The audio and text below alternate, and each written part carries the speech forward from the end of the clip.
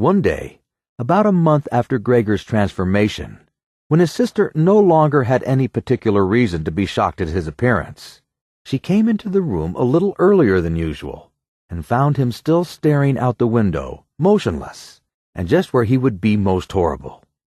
In itself, his sister coming into the room would have been no surprise for Gregor, as it would have been difficult for her to immediately open the window while he was still there. But not only did she not come in, she went straight back and closed the door behind her. A stranger would have thought he had threatened her and tried to bite her. Gregor immediately went straight to hide himself under the couch, of course, but he had to wait until midday before his sister came back, and she seemed much more uneasy than usual. It made him realize that she still found his appearance unbearable and would continue to do so. She probably even had to overcome the urge to flee when she saw the little bit of him that protruded from under the couch.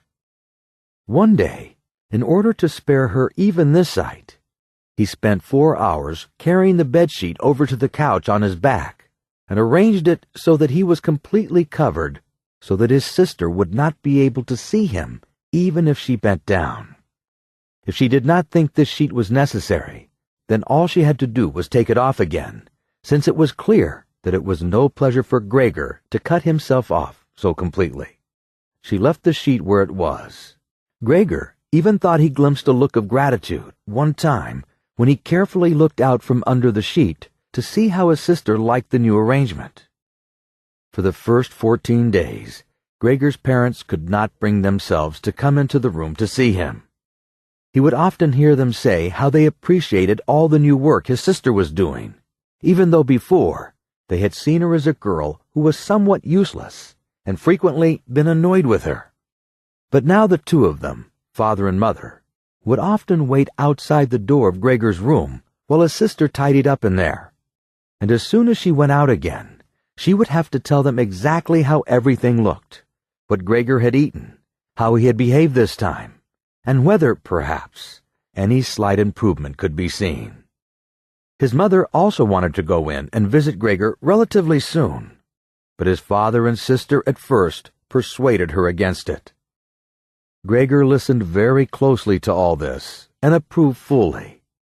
Later, though, she had to be held back by force, which made her call out, "Let me go and see Gregor. He is my unfortunate son. Can't you understand? I have to see him." And Gregor would think to himself that maybe it would be better if his mother did come in. Not every day, of course, but one day a week perhaps. She could understand everything much better than his sister, who, for all her courage, was still just a child after all, and really might not have had an adult's appreciation of the burdensome job she had taken on. Gregor's wish to see his mother was soon realized. Out of consideration for his parents, Gregor wanted to avoid being seen at the window during the day. The few square meters of the floor did not give him much room to crawl about. It was hard to just lie quietly through the night. His food soon stopped giving him any pleasure at all, and so, to entertain himself, he got into the habit of crawling up and down the walls and ceilings. He was especially fond of hanging from the ceiling. It was quite different from lying on the floor. He could breathe more freely. His body had a light swing to it, and up there, relaxed and almost happy, it might happen that he would surprise even himself by letting go of the ceiling and landing on the floor with a crash. But now, of course, he had had far better control of his body than before, and even with a fall as great as that, caused him no damage. Very soon, his sister noticed Gregor's new way of entertaining himself. He had, after all, left traces of the adhesive from his feet as he crawled about, and got it into her head to make it as easy as possible for him by removing the furniture that got in his way, especially the chest of drawers and the desk. This was not something that she would be able to do by herself. She did not dare to ask for help from her father. The 16-year-old maid had carried on bravely since the cook had left, but she certainly would not have helped in this. She had even asked to be allowed to keep the kitchen locked at all times, and never to have to open the door unless it was especially important. So his sister had no choice but to choose some time when Gregor's father was not there and fetch his mother to help her. As she approached the room, Gregor could hear his mother express her joy, but once at the door, she went silent. First, of course, his sister came in and looked around to see that everything in the room was all right, and only then did she let her mother enter. Gregor had hurriedly pulled the sheet down lower over the couch and put more folds into it, so that everything really looked as if it had just been thrown down by chance. Gregor also refrained, this time, from spying out from under the sheet. He gave up the chance to see his mother until later. He was simply glad that she had come. "You can come in. He can't be seen," said his sister, obviously leading her in by the hand. The old chest of drawers was too heavy for a pair of feeble women to be heaving about, but Gregor listened as they pushed it from its place. His sister, always taking on the heaviest part of the work for herself, and ignoring her mother's warnings that she would strain herself. This lasted a very long time. After laboring at it for 15 minutes or more, his mother said it would be better to leave the chest where it was. For one thing, it was too heavy for them to get the job finished before Gregor's father got home, and leaving it in the middle of the room, it would be in his way even more. And for another thing, it wasn't even certain that taking the furniture away would really be any help to him. She thought the opposite. The sight of the bare walls saddened her right to her heart. And why wouldn't Gregor feel the same way about it? He'd been used to this furniture in his room for a long time, and it would make him feel abandoned to be in an empty room like that. Then quietly, almost whispering, as if wanting Gregor, whose whereabouts she did not know, to hear not even the tone of her voice, since she was convinced that he did not understand her words, she added, "And by taking the furniture away, won't it seem like we're showing that we're giving up all hope of improvement and we're abandoning him to cope for himself? I think it'd be best to leave the room exactly the way it was before, so that when Gregor comes back to us again, he'll find everything unchanged, and he'll be able to forget the time in between all the easier." Hearing these words from his mother made Gregor realize that the lack of any direct human communication, along with the monotonous lifestyle led by the family during these 2 months, must have made him confused. He could think of no other way of explaining to himself why he had seriously wanted his room emptied out. Had he really wanted to transform his room into a cave, a warm room fitted out with nice furniture he had inherited?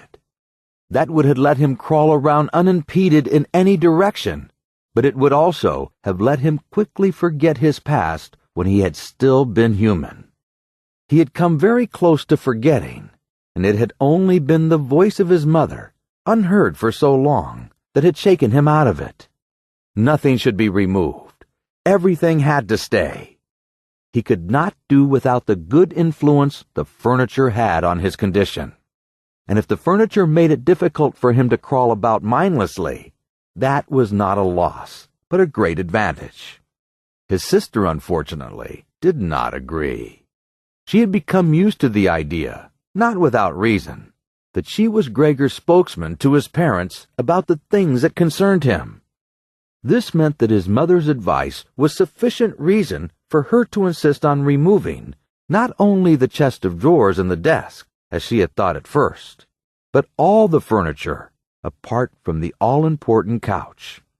It was more the childish perversity, of course, or the unexpected confidence she had recently acquired that made her insist. She had indeed noticed that Gregor needed a lot of room to crawl around in, whereas the furniture, as far as anyone could see, was of no use to him. Girls of that age, though, do become enthusiastic about things, and feel they must get their own way whenever they can. Perhaps this was what tempted Greta to make Gregor's situation seem even more shocking than it was, so that she could do even more for him.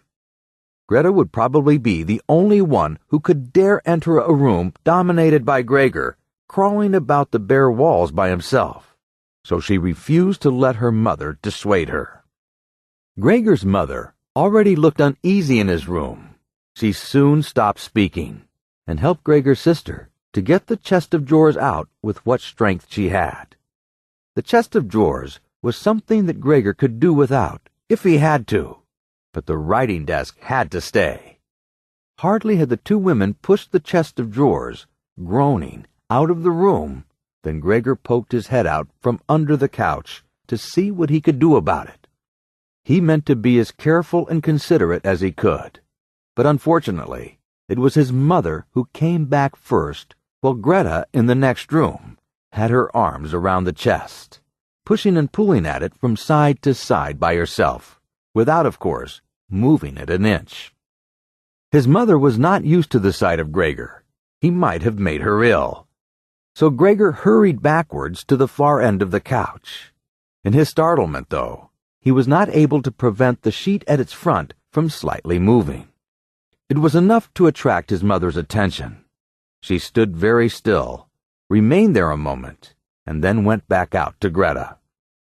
Gregor kept trying to assure himself that nothing unusual was happening. It was just a few pieces of furniture being moved after all. But he soon had to admit that the women going to and fro, their little calls to each other, the scraping of the furniture on the floor, all these things made him feel as if he were being assailed from all sides. With his head and legs pulled in against him, and his body pressed to the floor, he was forced to admit to himself that he could not stand this much longer. They were emptying his room out, taking away everything that was dear to him. They had already taken out the chest containing his fret saw and other tools. Now they threatened to remove the writing desk, with its place clearly worn into the floor, the desk where he had done his homework as a business trainee, at high school, even while he had been at infant school. He really could not wait any longer to see whether the two women's intentions were good. He had nearly forgotten they were there anyway, since they became too tired to say anything while they worked, and he could only hear their feet as they stepped heavily on the floor. So while the women leaned against the desk in the other room, catching their breath, he sallied out, changed direction 4 times, not knowing what he should say first, before his attention was suddenly caught by the picture on the wall, which was already denuded of everything else that had been on it, of the lady dressed in copious fur. He hurried to the picture and pressed himself against its glass. It held him firmly and felt good on his hot belly. This picture, at least, now totally covered by Gregor, would certainly be taken away by no one. He turned his head to face the door into the living room so that he could watch the women when they came back. They had not allowed themselves a long rest and came back quite soon. Greta had put her arm around her mother and was nearly carrying her. "What shall we take now, then?" said Greta, and looked around. Her eyes met those of Gregor on the wall. Perhaps only because her mother was there, she remained calm, bent her face to her so that she would not look around, and said, albeit hurriedly and with a tremor in her voice, "Come on, let's go back in the living room for a while." Gregor could see what Greta had in mind. She wanted to take her mother somewhere safe and then chase him down from the wall. Well, she could certainly try it. He sat unyielding on his picture. He would rather jump at Greta's face. But Greta's words had made her mother quite worried. She stepped to one side, saw the enormous brown patch against the flowers of the wallpaper, and before she even realized it was Gregor that she saw, screamed, "Oh, God! Oh, God!" Arms outstretched, she fell onto the couch, as if she had given up everything, and stayed there immobile. "Gregor!" shouted his sister, glorying at him and shaking her fists. That was the first word she had spoken to him directly since his transformation. She ran into the other room to fetch some kind of smelling salts to bring her mother out of her faint. Gregor wanted to help too. He could save the picture later, although he stuck fast to the glass and had to pull himself off by force. Then he, too, ran into the next room, as if he could advise his sister like in the old days. but he had to just stand behind her doing nothing. She was looking into various bottles. He startled her when she turned around. A bottle fell to the ground and broke. A splinter cut Gregor's face. Some kind of caustic medicine splashed all over him. Now, without delaying any longer, Greta took hold of all the bottles she could and ran with them into her mother, and then slammed the door shut with her foot. Gregor was now shut out from his mother, who, because of him, might be near to death. He could not open the door if he did not want to chase his sister away, and she had to stay with his mother. There was nothing for him to do but wait. Oppressed with anxiety and self-reproach, he began to crawl about. He crawled over everything, walls, furniture, ceiling, and finally, in his confusion, as the whole room began to spin around him, he fell down into the middle of the dinner table. He sat there for a while, numb and immobile. All around him it was quiet. Maybe that was a good sign. Then there was someone at the door. The maid, of course, had locked herself in her kitchen so that Greta would have to go and answer it. His father had arrived home. "What's happened?" were his first words. Greta's appearance must have made everything clear to him. She answered him with subdued voice and openly pressed her face into his chest. "Mother's fainted, but she's better now." Gregor got out. "Just as I expected," said his father. "Just as I always said. But you women wouldn't listen, would you?" It was clear to Gregor that Greta had not said enough, and that his father took it to mean that something bad had happened, that he was responsible for some act of violence. That meant Gregor would now have to try to calm his father, since he did not have the time to explain things to him, even if that had been possible. So he fled to the door of his room and pressed himself against it, so that his father, when he came in from the hall, could see right away that Gregor had the best intentions, and would go back into his room without delay, that it would not be necessary to drive him back, but that they had only to open the door and he would disappear. His father, though, was not in the mood to notice subtleties like that. "Ah," he shouted as he came in, sounding as if he were both angry and glad at the same time. Gregor threw his head back from the door and lifted it towards his father. He really had not imagined his father the way he stood there now. Lately, with his new habit of crawling about, he had neglected to pay attention to what was going on in the rest of the flat the way he had done before. He really ought to have expected things to change. But still, was that really his father? The same tired man that used to lay there entombed in his bed when Gregor came back from his business trips, who would receive him sitting in the armchair in his nightgown when he came back in the evenings, who was hardly even able to stand up, but as a sign of his pleasure would just raise his arms, and who, on the couple of times a year when they went for a walk together on a Sunday or public holiday, wrapped up tightly in his overcoat between Gregor and his mother, would always labor his way forward a little more slowly than them, who were already walking slowly for his sake, who would place his stick down carefully, and if he wanted to say something, would invariably stop and gather his companions around him.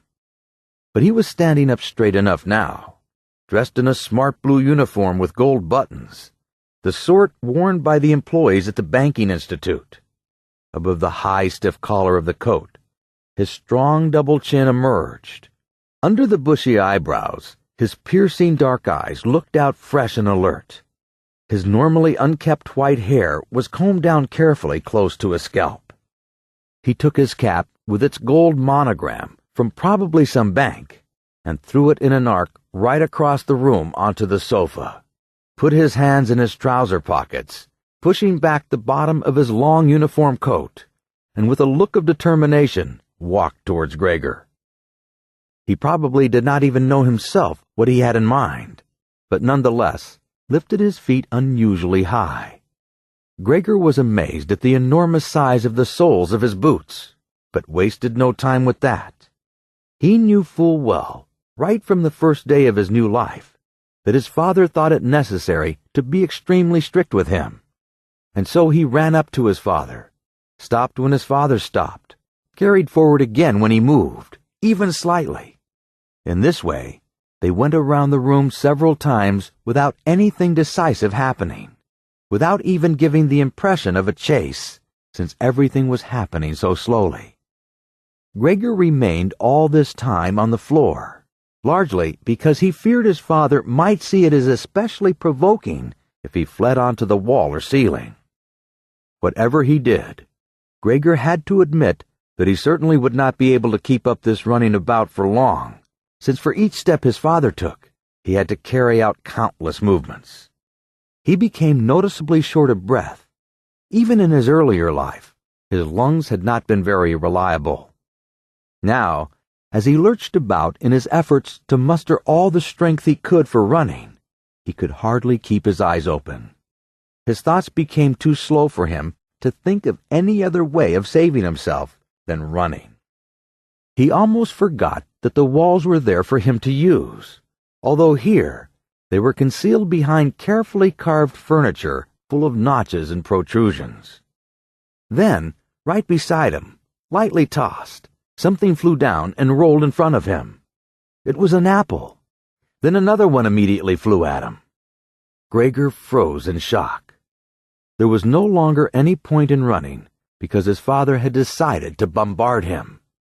He had filled his pockets with fruit from the bowl on the sideboard, and now, without even taking the time for careful aim, threw one apple after another. These little red apples rolled about on the floor, knocking into each other as if they had electric motors. An apple thrown without much force glanced against Gregor's back and slid off without doing any harm. Another one, however, immediately following it, hit squarely and lodged in his back. Gregor wanted to drag himself away, as if he could remove the surprising and incredible pain by changing his position. But he felt nailed to the spot and spread himself out, all his senses in confusion. The last thing he saw was the door of his room being pulled open. His sister was screaming. His mother ran out in front of her in her blouse, as his sister had taken off some of her clothes after she had fainted to make it easier for her to breathe. She ran to his father, her skirts unfastened, and sliding one after another to the ground. Stumbling over the skirts, she pushed herself to her father, her arms around him, uniting herself with him totally. Gregor lost his ability to see anything, her hand behind his father's head, begging him to spare Gregor's life. Chapter 3. No one dared to remove the apple lodged in Gregor's flesh, so it remained there as a visible reminder of his injury. He had suffered with it there for more than a month. His condition seemed serious enough to remind even his father that Gregor, despite his current sad and revolting form, was a family member who could not be treated as an enemy. On the contrary, as a family, there was a duty to swallow any revulsion for him and to be patient. Because of his injuries, Gregor had lost much of his mobility, probably permanently. He had been reduced to the condition of an ancient invalid. It took him a long time to crawl across the room. Crawling over the ceiling was out of the question. But his deteriorated condition was fully, in his opinion, made up for by the door to the living room being left open every evening. He got into the habit of closely watching it for 1 or 2 hours before it was opened, and then, lying in the darkness of his room, where he could not be seen from the living room, he could watch the family in the light of the dinner table and listen to their conversation, with everyone's permission in a way, and thus very different from before. They no longer held the lively conversations of earlier times, of course, the ones that Gregor always thought about with longing when he was tired and getting into the damp bed in some hotel room. All of them were usually very quiet nowadays. Soon after dinner, his father would go to sleep in his chair. His mother and sister would urge each other to be quiet. His mother, bent deeply under the lamp, would sew fancy underwear for a fashion shop. His sister, who had taken a sales job, learn shorthand and French in the evenings so that she might be able to get a better position later on. Sometimes his father would wake up and say to Gregor's mother, "You're doing so much sewing again today," as if he did not know that he had been dozing. And then he would go back to sleep again, while mother and sister would exchange a tired grin. With a kind of stubbornness, Gregor's father refused to take his uniform off, even at home, while his nightgown hung unused on its peg. Gregor's father would slumber where he was, fully dressed, as if always ready to serve and expecting to hear the voice of his superior even here. The uniform had not been new to start with, but as a result of this, it slowly became even shabbier, despite the efforts of Gregor's mother and sister to look after it. Gregor would often spend the whole evening looking at all the stains on his coat, with its gold buttons always kept polished and shiny, while the old man in it would sleep highly uncomfortable but peaceful. As soon as it struck 10, Gregor's mother would speak gently to his father to wake him, and try to persuade him to go to bed, since he couldn't sleep properly where he was, and he really had to get sleep if he was to be up at 6 to get to work. But since he had been working, he had become more obstinate, and would always insist on staying longer at the table, even though he regularly fell asleep. Then it was harder than ever to persuade him to exchange the chair for his bed. Then however much mother and sister would beg him with little reproaches and warnings, he would keep slowly shaking his head for a quarter of an hour, with his eyes closed and refusing to get up. Gregor's mother would tug at his sleeve, whisper endearments into his ear. Gregor's sister would leave her work to help her mother, but nothing would have any effect on him. He would just sink deeper into his chair. Only when the two women took him under the arms, he would abruptly open his eyes, look at them one after the other, and say, "What a life! This is what peace I get in my old age." And supported by the two women, he would lift himself up carefully, as if he was carrying the greatest load himself, let the women take him to the door, send them off, and carry on by himself, while Gregor's mother would throw down her needle and his sister her pen so that they could run after his father and continue being of help to him. Who in this tired and overworked family would have had time to give any more attention to Gregor than was absolutely necessary? The household budget became even smaller, so now the maid was dismissed. An enormous thick-boned cleaning woman with white hair that flopped around her head came every morning and evening to do the heaviest work. Everything else was looked after by Gregor's mother, on top of the large amount of sewing work she did. Gregor even learned, listening to the evening conversation about what price they had hoped for, that several items of jewelry belonging to the family had been sold, even though both mother and sister had been very fond of wearing them at functions and celebrations. But the loudest complaint was that, although the flat was much too big for their present circumstances, they could not move out of it. There was no manageable way of transferring Gregor to the new address. He could see quite well, though, that there were more reasons than consideration for him that made it difficult for them to move. It would have been quite easy to transport him in any suitable crate with a few air holes in it. The main thing holding the family back from their decision to move had much more to do with their total despair, and the thought that they had been struck with a misfortune unlike anything experienced by anyone else they knew or were related to. They acted out absolutely everything that the world expects from poor people. Gregor's father brought bank employees their breakfast. His mother sacrificed herself by washing clothes for strangers. His sister ran back and forth behind her desk at the behest of the customers. But they just did not have the strength to do any more. And the injury in Gregor's back began to hurt as much as when it was new. After they had come back from taking his father to bed, Gregor's mother and sister would leave their work where it was and sit close together, cheek to cheek. His mother would point to Gregor's room and say, "Close that door, Greta." And then, when he was in the dark again, they would sit in the next room and their tears would mingle, or they would simply sit there, staring dried-eyed at the table. Gregor hardly slept at all. either day or night. Sometimes he would think of taking over the family's affairs, just like before, the next time the door was opened. He had long ago forgotten about his boss and the chief clerk, but they would appear again in his thoughts. The salesman and the apprentices, that stupid tea boy, 2 or 3 friends from other businesses, one of the chambermaids from a provincial hotel, a tender memory that appeared and disappeared again, a cashier from a hat shop for whom his attention had been serious but too slow. All of them appeared to him, mixed together with strangers and others he had forgotten. But instead of helping him and his family, they were all inaccessible, and he was glad when they disappeared. Other times, he was not in the mood to look after his family. He was filled with simple rage about the lack of attention he was shown. And although he could think of nothing he would have wanted, he made plans of how he could get into the pantry where he could take all the things he was entitled to, even if he was not hungry. Gregor's sister no longer thought about how she could please him, but would hurriedly push some food into his room with her foot before she rushed out to work in the morning and at midday.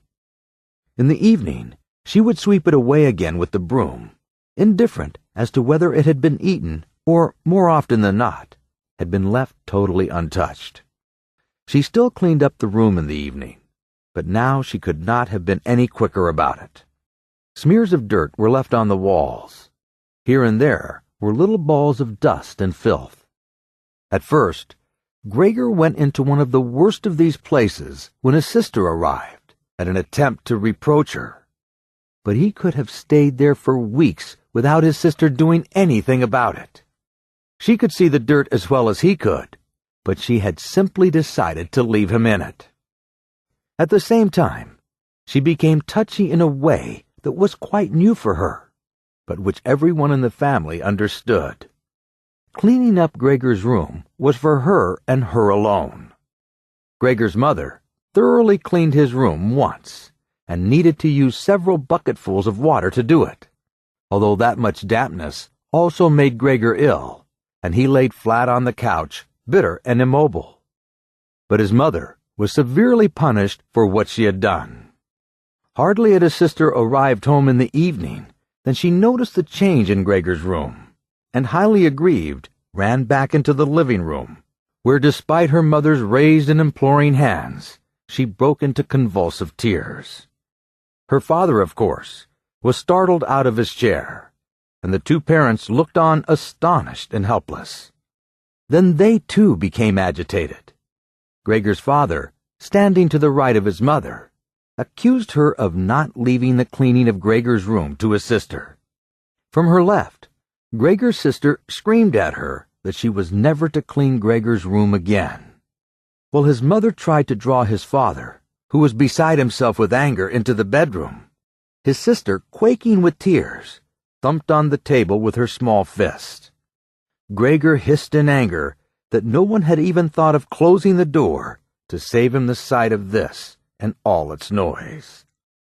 Gregor's sister was exhausted from going to work, and looking after Gregor as she had done before was even more work for her.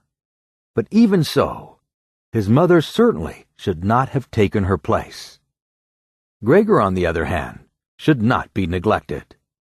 Now, though, the cleaning woman was here. This elderly widow, with a robust bone structure that made her able to withstand the hardest of things in her long life, wasn't really repelled by Gregor. Just by chance one day, rather than any real curiosity, she opened the door to Gregor's room and found herself face to face with him. He was taken totally by surprise. No one was chasing him, but he began to rush to and fro while she just stood there in amazement with her hands crossed in front of her. From then on, she never failed to open the door slightly every evening and morning and look briefly in on him. At first, she would call to him, as she did so with words that she probably considered friendly, such as, "Come on then, you old dung beetle," or "Look at that old dung beetle there." Gregor never responded to being spoken to in that way, but just remained where he was without moving, as if the door had never been opened. If only they had told this cleaning woman to clean up his room every day, instead of letting him disturb him for no reason, whenever she felt like it. One day, early in the morning, while a heavy rain struck the window panes, perhaps indicating that spring was coming, she began to speak to him in that way once again. Gregor was so resentful of it that he started to move toward her. He was slow and infirm, but it was like a kind of attack. Instead of being afraid, the cleaning woman just lifted up one of the chairs from the near door and stood there with her mouth open, clearly intending not to close her mouth until the chair in her hand had been slammed down into Gregor's back. "Aren't you coming any closer then?" she asked when Gregor turned around again, and she calmly put the chair back in the corner. Gregor had almost entirely stopped eating. Only if he happened to find himself next to the food that had been prepared for him, he might take some of it into his mouth to play with it, leave it there a few hours, and then, more often than not, spit it out again. At first, he thought it was distress at the state of his room that stopped him eating, but he soon got used to these changes. His family had gotten into the habit of putting things into his room so they could make room somewhere else. Now the room had become full of these things since one of the rooms in the flat had been rented out to 3 gentlemen. These earnest gentlemen, all 3 of them had full beards, as Gregor learned peering through the crack in the door one day, were painfully insistent on things being tidy. This meant not only in their own room, but since they had taken a room in this establishment, in the entire flat, and especially in the kitchen. Unnecessary clutter was something they could not tolerate, especially if it was dirty. Moreover, they had brought most of their own furnishings and equipment with them. For this reason, many things had become superfluous, which, although they could not be sold, the family did not wish to discard. All these things found their way into Gregor's room. The dustbins from the kitchen found their way in there too. The cleaning woman was always in a hurry, and anything she couldn't use for the time being, she would just chuck in there. He fortunately would usually see no more than the object and the hand that held it. The woman most likely meant to return the things to where they belonged when she had the time and opportunity, or to throw everything out in one fell swoop. But what actually happened was that they were left where they landed when they had first been thrown, unless Gregor made his way through the junk and moved it somewhere else. At first he moved it, because, with no other room free where he could crawl about, he was forced to. But later on he came to enjoy it, although moving about in the way left him sad and tired to death, and he would remain immobile for hours afterwards. The gentlemen who rented the rooms would sometimes take their evening meal in the living room that was used by everyone, and so the door to this room was often kept closed in the evening. Gregor found it easy to give up having the door open. He had, after all, often failed to make use of it when it was open, and, without the family having noticed it, laying in his room in its darkest corner. One time, though, the cleaning woman left the door to the living room slightly opened, and it remained open when the gentleman who rented the rooms came in from the evening. The living room light was turned on. They sat up at the table where formerly Gregor had taken his meals with his father and mother. They unfolded the serviettes and picked up their knives and forks. Gregor's mother immediately appeared in the doorway with a dish of meat, and soon behind her came his sister with a dish piled high with potatoes. The food was steaming and filled the room with its smell. The gentlemen bent over the dishes set in front of them, as if they wanted to test the food before eating it, and the gentleman in the middle, who seemed to count as an authority for the other 2, did indeed cut off a piece of meat while it was still in its dish, clearly wishing to establish whether it was sufficiently cooked, or whether it should be sent back to the kitchen. It was to his satisfaction, and Gregor's mother and sister, who had been looking on anxiously, began to breathe again and smiled. The family themselves ate in the kitchen. Nonetheless, Gregor's father came into the living room before he went into the kitchen, bowed once with his cap in his hand, and did his round of the table. The gentlemen stood as one, and mumbled something into their beards. Then once they were alone, they ate in near-perfect silence. It seemed remarkable to Gregor that above all the various noises of eating, their chewing teeth could still be heard, as if they had wanted to show Gregor that you need teeth in order to eat, and it was not possible to perform anything with jaws that are toothless, however nice they might be. "I'd like to eat something," said Gregor anxiously, "but not anything like they're eating. They feed themselves, and here I am dying." Throughout all this time, Gregor could not remember having heard the violin being played, but this evening it began to be heard from the kitchen. The three gentlemen had already finished their meal. The one in the middle had produced a newspaper, given a page to each of the others, and now they leaned back in their chairs, reading them and smoking. When the violin began playing, they became attentive, stood up, and went on tiptoe over to the door of the hallway, where they stood pressed against each other. Someone must have heard them in the kitchen, as Gregor's father called out, "Is a playing perhaps unpleasant for you gentlemen? We can stop it right away." "On the contrary," said the middle gentleman. "Would the young lady not like to come in and play for us here in the room, where it is, after all, much more cozy and comfortable?" "Oh, yes, we'd love to," called back Gregor's father, as if he had been the violin player himself. The gentleman stepped back into the room and waited. Gregor's father soon appeared with the music stand, his mother with the music, and his sister with the violin. She calmly prepared everything for her to begin playing.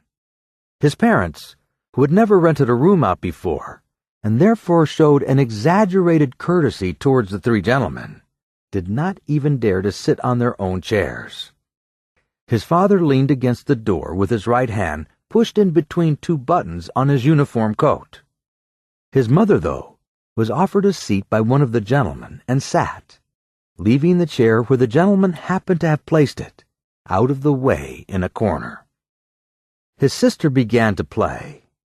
Father and mother paid close attention, one on each side, to the movements of her hands. Drawn in by the playing, Gregor had dared to come forward a little, and already had his head in the living room. Before, he had taken great pride in how considerate he was, but now it hardly occurred to him that he had become so thoughtless about the others. What's more, there was now more reason to keep himself hidden, since he was covered in the dust that was everywhere in his room, and flew up at the slightest movement. He carried threads, hairs, and remains of food on his back and sides. He had become much too indifferent to everything to lay on his back and wipe himself on the carpet, like he had used to do several times a day. And despite this condition, he was not too shy to move forward a little onto the immaculate floor of the living room. No one noticed him, though. The family was totally preoccupied with the violin playing.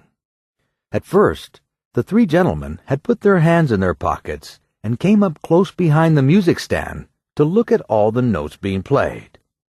They must have disturbed Gregor's sister, but soon, in contrast with the family, they withdrew back to the window with their heads sunk and talking to each other in half volume. They stayed by the window while Gregor's father observed them anxiously. It now seemed very obvious that they had expected to hear some beautiful or entertaining violin playing, but had been disappointed, that they had had enough of the whole performance, and it was only now out of politeness that they allowed their peace to be disturbed. It was especially unnerving, the way they all blew the smoke from their cigarette upwards from their mouth and noses. Yet Gregor's sister was playing so beautifully. Her face was leaned to one side, following the lines of music with a careful and melancholy expression. Gregor crawled a little further forward keeping his head close to the ground so that he could meet her eye if the chance came. Was he an animal if music could captivate him so? It seemed to him that he was being shown the way to the unknown nourishment he had been yearning for. He was determined to make his way forward to his sister and tug at her skirt, to show her she might come into his room with her violin, as no one appreciated her playing here as much as he would. He never wanted to let her out of his room, not while he lived anyway. His shocking appearance should, for once, be of some use to him. He wanted to be at every door of his room at once, to hiss and spit at the attackers. His sister should not be forced to stay with him, though, but stay of her own free will. She would sit beside him on the couch, with her ear bent down to him, while he told her how he had always intended to send her to the conservatory, how he would have told everyone about it last Christmas. Had Christmas really come and gone already? If this misfortune hadn't gotten in the way and refused to let anyone dissuade him from it. On hearing all this, his sister would break out in tears of emotion, and Gregor would climb up to her shoulder and kiss her neck, which, since she had been going out to work, she had kept free without any necklace or collar. "Mr. Samsa!" shouted the middle gentleman to Gregor's father, pointing, without wasting any more words, with his forefinger at Gregor, as he slowly moved forward. The violin went silent. The middle of the three gentlemen first smiled at his two friends, shaking his head, and then looked back at Gregor. His father seemed to think it more important to calm the three gentlemen before driving Gregor out, even though they were not at all upset and seemed to think Gregor was more entertaining than the violin playing had been. He rushed up to them with his arms spread out and attempted to drive them back into their room, at the same time trying to block their view of Gregor with his body. Now they did become a little annoyed, and it was not clear whether it was his father's behavior that annoyed them, or the dawning realization that they had had a neighbor like Gregor in the next room without knowing it. They asked Gregor's father for explanations, raised their hands like he had, tugged excitedly at their beards, and moved backwards towards their room slowly. Meanwhile, Gregor's sister had overcome the despair she had fallen into when her playing was suddenly interrupted. She had let her hands drop and let the violin and bow hang limply for a while, but she continued to look at the music as if still playing.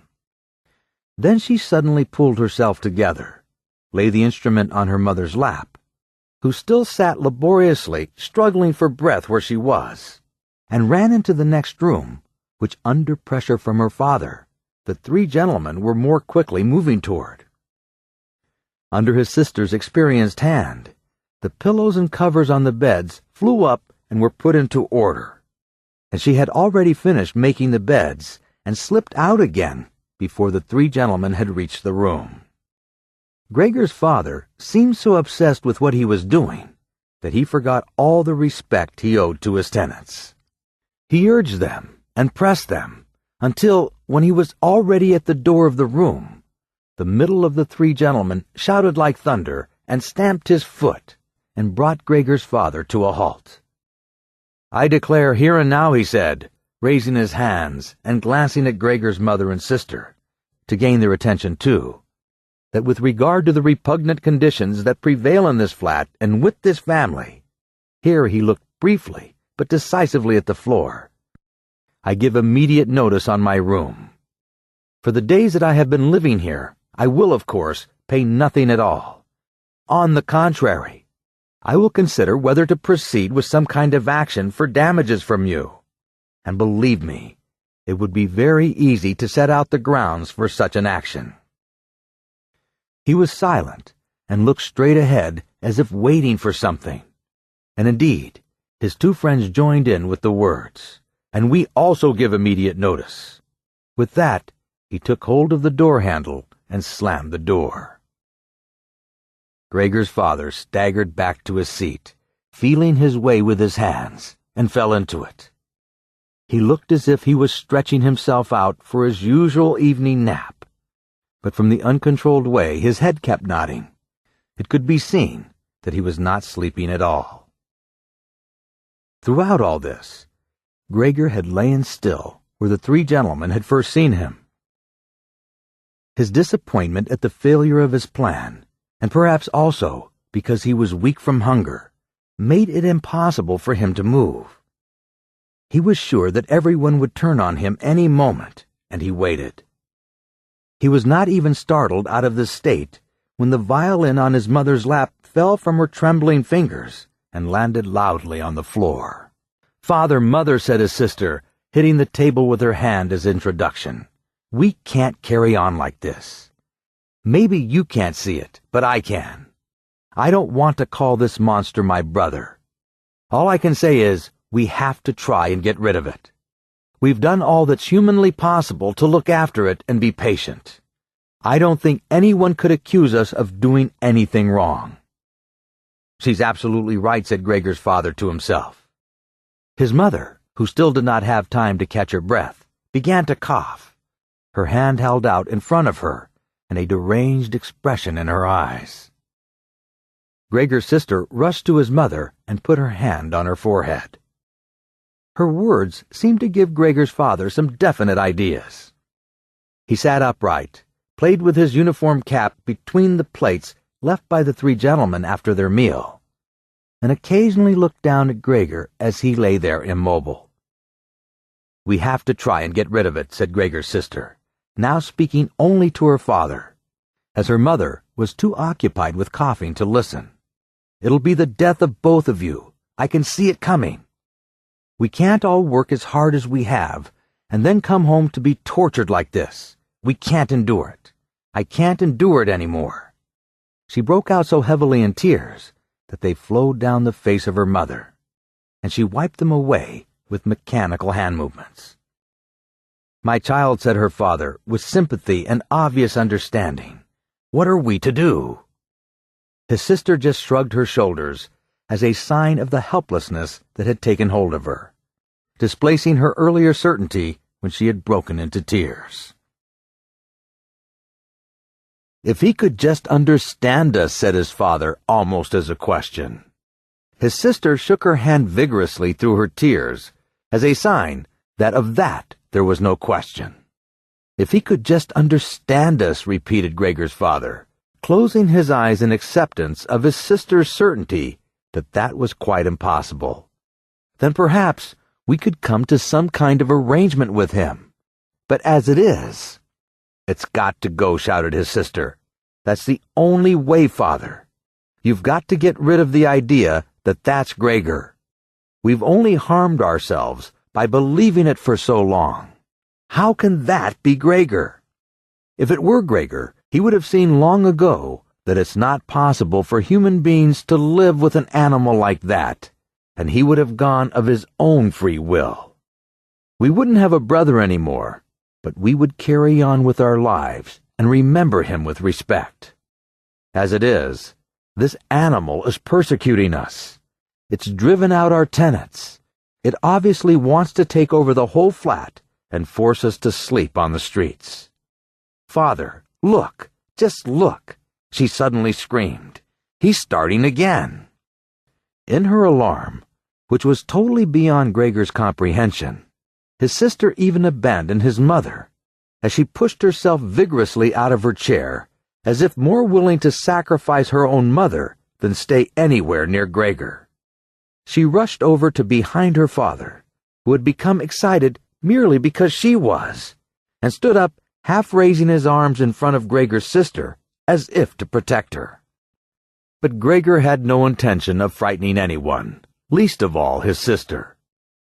All he had done was begin to turn around so that he could go back into his room, although that was in itself quite startling, as his pain-racked condition meant that turning around required a great deal of effort, and he was using his head to help himself do it, repeatedly raising it and striking it against the floor. He stopped and looked around. They seemed to have realized his good intention, and had only been alarmed briefly. Now they all looked at him in unhappy silence.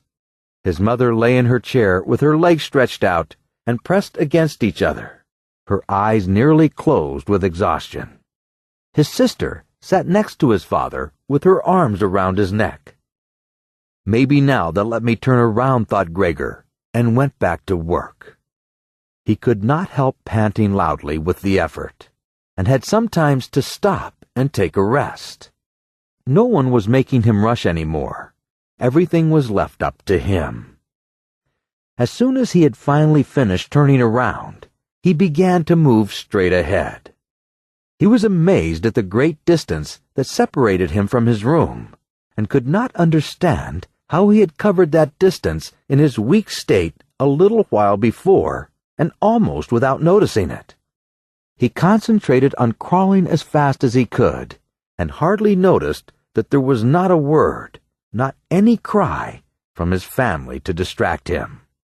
He did not turn his head until he had reached the doorway. He did not turn it all the way around, as he felt his neck becoming stiff. It was none the less enough to see that nothing behind him had changed. Only his sister had stood up. With his last glance, he saw that his mother had now fallen completely asleep. He was hardly inside his room before the door was hurriedly shut, bolted, and locked. The sudden noise behind Gregor so startled him that his little legs collapsed under him. It was his sister who had been in so much of a rush. She had been standing there, waiting, and sprung forward lightly. Gregor did not hear her coming at all, and as she turned the key in the lock, she said loudly to her parents, "At last." What now, then? Gregor asked himself as he looked around in the darkness. He soon made the discovery that he could no longer move at all. This was no surprise to him. It seemed rather that, being able to actually move around on those spindly little legs until then was unnatural. He also felt relatively comfortable. It is true that his entire body was aching, but the pain seemed to be slowly getting weaker and weaker, and would finally disappear altogether. He could already hardly feel the decayed apple in his back, or the inflamed area around it, which was entirely covered in white dust. He thought back on his family with emotion and love. If it was possible, he felt that he must go away, even more strongly than his sister. He remained in the state of empty and peaceful rumination until he heard the clock tower strike 3 in the morning. He watched as it slowly began to get light everywhere outside the window, too. Then, without his willing it, his head sank down completely, and his last breath flowed weakly from his nostrils. When the cleaner came in early in the morning, they'd often ask her not to keep slamming the doors. But with her strength and in her hurry, she still did, so that everyone in the flat knew when she had arrived. From then on, it was impossible to sleep in peace. She made her usual brief look in on Gregor, and at first found nothing special. She thought he was laying there so still on purpose, playing the martyr. She attributed all possible understanding to him. She happened to be holding the long broom in her hand, so she tried to tickle Gregor with it from the doorway. When she had no success with that, she tried to make a nuisance of herself and poked at him a little. And only when she found she could shove him across the floor with no resistance at all did she start to pay attention. She soon realized what had really happened, opened her eyes wide, whistled to herself, but did not waste time to yank open the bedroom doors and shout loudly into the darkness of the bedrooms. "Come and have a look at this. It's dead. He's just lying there, stone dead." Mr. and Mrs. Samsa sat upright, there in their marriage bed, and had to make an effort to get over the shock caused by the cleaner before they could grasp what she was saying. But then, each from his own side, they hurried out of the bed. Mr. Samsa threw the blanket over his shoulders. Mrs. Samsa just came out in her nightdress, and that is how they went into Gregor's room. On the way, they opened the door to the living room where Greta had been sleeping, since the three gentlemen had moved in. She was fully dressed as if she had never been asleep, and the paleness of her face seemed to confirm this. "Dead?" asked Mrs. Sampsa, looking at the cleaning woman inquiringly, even though she could have checked for herself, and could have known it even without checking. "That's what I said," replied the cleaner. To prove it, she gave Gregor's body another shove with the broom, sending it sideways across the floor. Mrs. Sampsa made a movement as if she wanted to hold back the broom, but did not complete it. "Now then," said Mr. Sampsa, "let's give thanks to God for that." He crossed himself, and the three women followed his example.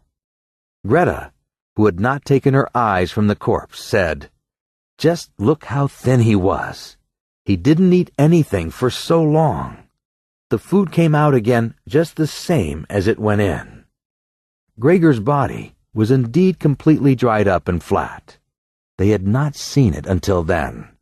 But now he was not lifted up on his little legs, nor did he do anything to make them look away. "Greta, come with us in here for a little while," said Mrs. Sampsa with a pained smile. And Greta followed her parents into the bedroom, but not without looking back at the body. The cleaner shut the door and opened the window wide. Although it was still early in the morning, the fresh air had something of warmth mixed in with it. It was already the end of March, after all.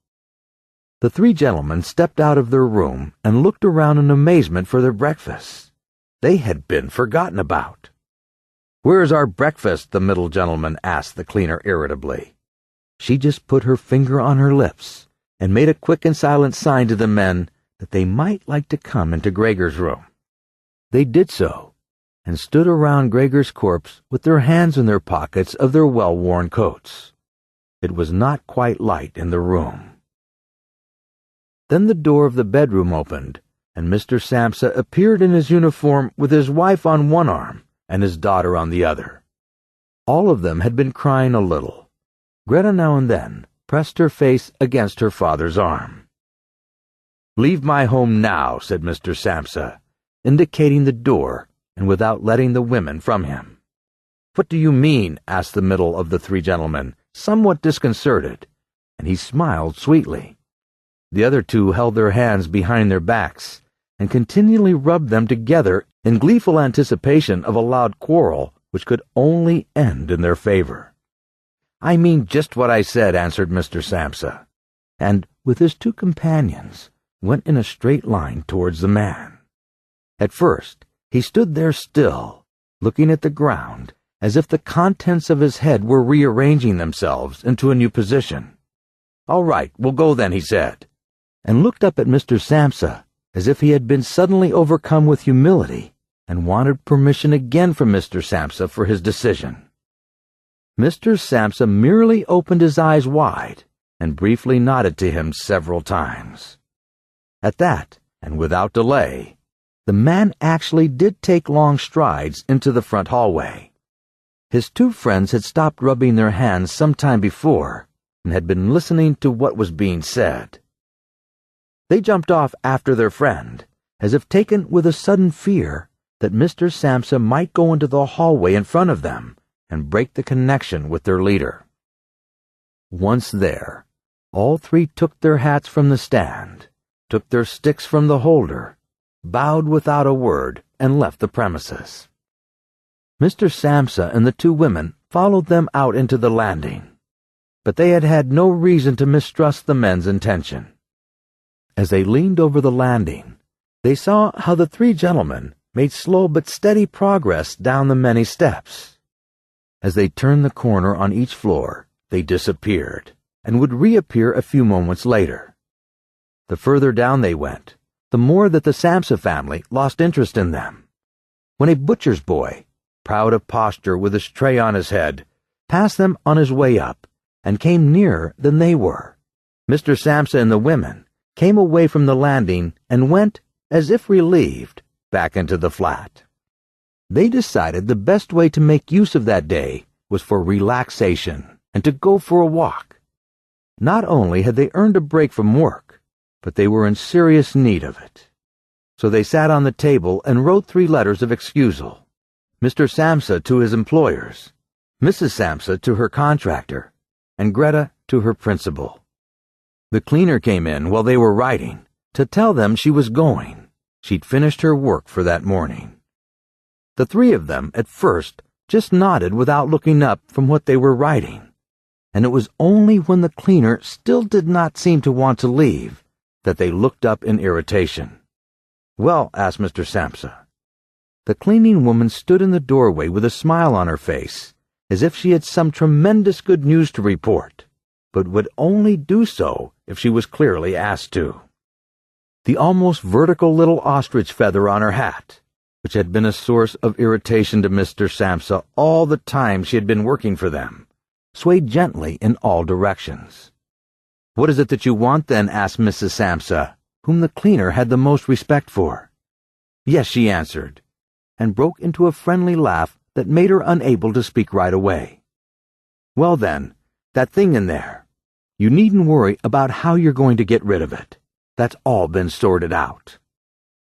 Mrs. Samsa and Greta bent down over their letters as if intent on continuing with what they were writing. Mr. Samsa saw that the cleaner wanted to start describing everything in detail, but with outstretched hands, he made it quite clear that she was not to. So, as she was prevented from telling them all about it, she suddenly remembered what a hurry she was in, and clearly peeved, called out, "Goodbye then, everyone," turned around sharply and left, slamming the door as she went. "Tonight she gets sacked," said Mr. Samsa, but he received no reply from either his wife or his daughter, as the cleaning lady seemed to have destroyed the peace they had only just gained. They got up and went over to the window, where they remained with their arms around each other. Mr. Samsa twisted around in his chair to look at them, and sat there watching for a while. Then he called out, "Come here. Let's forget about all that old stuff, shall we? Come, and give me a bit of attention." The 2 women immediately did as he said, hurrying over to him, where they kissed him and hugged him, and then they quickly finished their letters. After that, the 3 of them left the flat together, which was something they had not done for months, and took the tram out to the open country outside the town. They had the tram filled with the warm sunshine all to themselves. Leaning back comfortably on their seats, they discussed their prospects and found that on closer examination, they were not all that bad off. Until then, they had never asked each other about their work. But all 3 had jobs which were very good and held particularly good promise for the future. The greatest improvement for the time being, of course, would be achieved quite easily by moving to a new house. What they needed was a flat that was smaller and cheaper than the current one, which had been chosen by Gregor. One that was in a better location, and most of all, more practical. All the time, Greta was becoming livelier. With all the worry they had been having lately, her cheeks had become pale. But while they were talking, Mr. and Mrs. Samsa were struck almost simultaneously with the thought of how their daughter was blossoming into a well-built and beautiful young lady. They became quieter. Just from each other's glance, and almost without knowing it, they agreed that it would soon be time to find a good man for her. As if in confirmation of their new dreams and good intentions, as soon as they reached their destination, Greta was the first to get up and stretch out her young body. We hope you enjoyed this interesting audio title. For more information on all of our titles, please visit us at thoughtaudio.com.